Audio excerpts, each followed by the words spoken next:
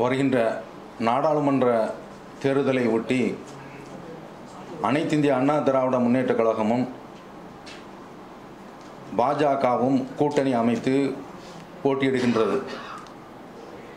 இதில் சென்னை கேளம்பாக்கத்திலே முதலில் கூட்டணிக்காக வேண்டி தேர்தல் பிரச்சாரம் செய்யும்போது பிரதமர் நரேந்திர மோடியை முன்னிலையில் வைத்துக்கொண்டு தமிழக துணை முதல்வர் திரு ஓ பன்னீர்செல்வம் அவர்கள் பாஜகவுடன் அனைத்து இந்திய அண்ணா திராவிட முன்னேற்றக் கழகம் கூட்டணி வைத்திருப்பது மதசார்பின்மைக்கு எதிரானது என்று சொல்லக்கூடிய கருத்து பச்சோந்தித்தனமானது என்று அவர் குறிப்பிடுகின்றார். இதில் நமக்கு எந்த விதமான ஆட்சேபனையும் கிடையாது.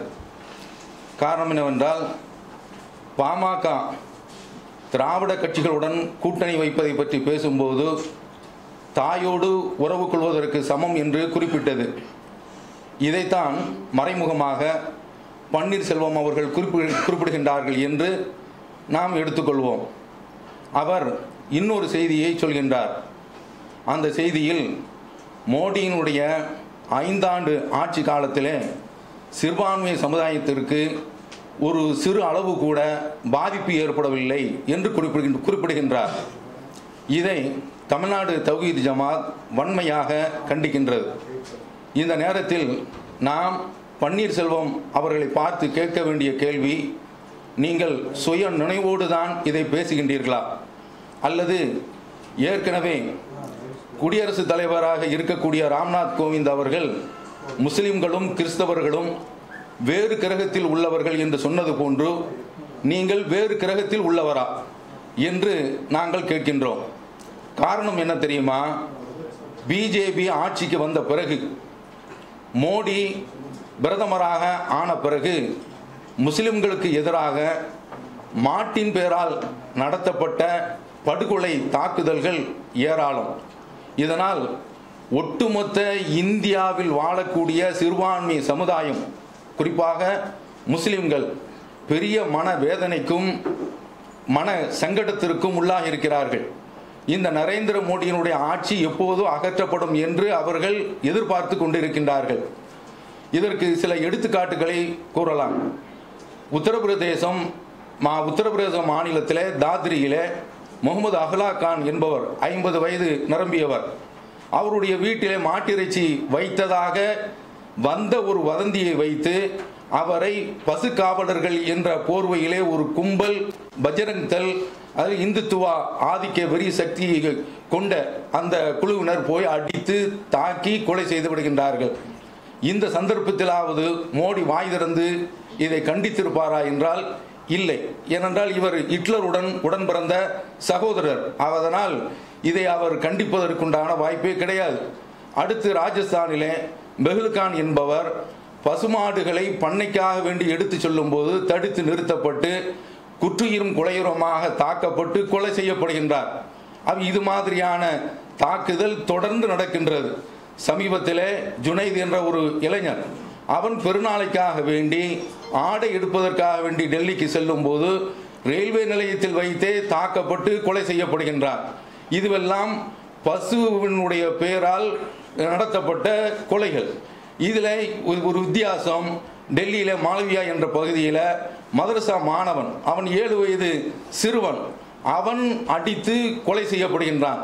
ஆக முஸ்லிம்கள் என்றாலே கொலை செய்யப்படக்கூடிய ஒரு அநியாயம் இந்த நாட்டில் அரங்கேறிக் கொண்டிருக்கின்றது.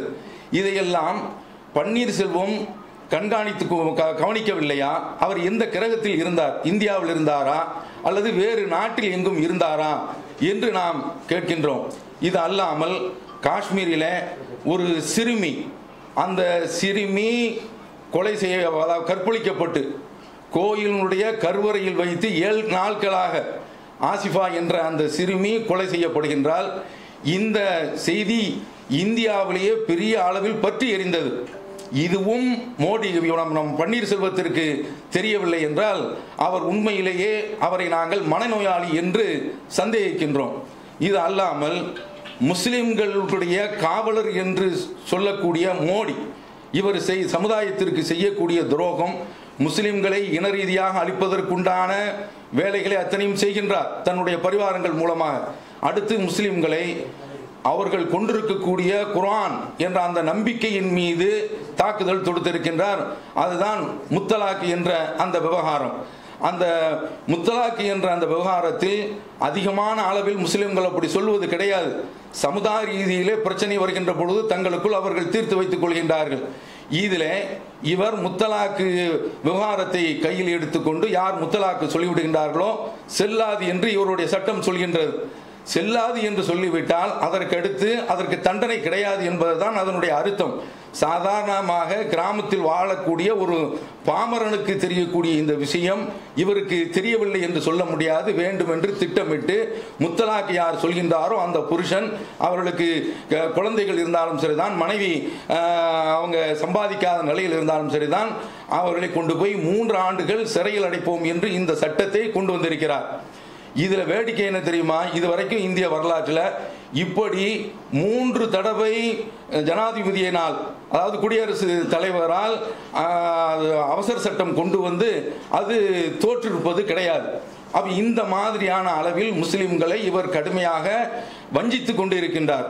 இது அல்லாமல் சமீபத்தில் உத்தரப்பிரதேசத்தினுடைய முதல்வர் ஆதித்யநாத் அவர் என்ன சொல்கிறார் தெரியுமா, போலி பண்டிகை வருகின்றது, கோழி பண்டிகை வருகின்றது, அந்த பண்டிகையின் போது முஸ்லிம்கள் 2 மணி நேரம் ஜும்மாவை தள்ளி வைக்க வேண்டும் என்று அவர் சொல்கின்றார். முஸ்லிம்கள் தலை போனாலும் சரிதான், உயிரே போனாலும் சரிதான், எவனுக்காக வேண்டியும் தங்களுடைய வணக்கத்தை அவர்கள் ஒருபோதும் தள்ளி வைக்க மாட்டார்கள் என்பதுதான் உண்மை.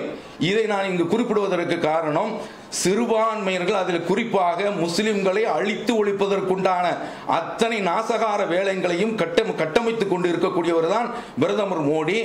அவரை முன்னிலையில் வைத்துக் கொண்டு பன்னீர்செல்வம் இப்படி பேசியிருக்கின்றார் என்றால் இந்த சமுதாயம் அதை ஜீரணித்துக் கொள்ளாது.